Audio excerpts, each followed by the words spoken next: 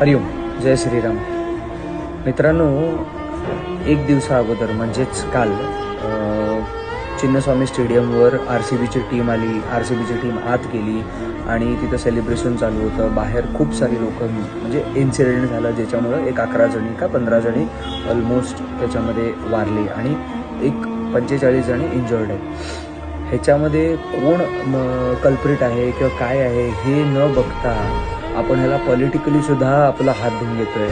आणि जी लोक MIला फॉलो करतात, मी स्वतः MIचा फॅन आहे, पण MIला फॉलो करणारे, CSKला फॉलो करणारे, RCBला तुम्ही कल्प्रिट पकडताय, त्यातल्या त्यात विराट कोहलीला कल्प्रिट पकडताय. अरे गाढवांनो, एवढी लाज नाही वाटत आपल्याला की एक व्यक्ती आत आहे, त्या व्यक्तीला काहीच माहिती नाही, तुम्ही त्या व्यक्तीबद्दल असं बोलताय.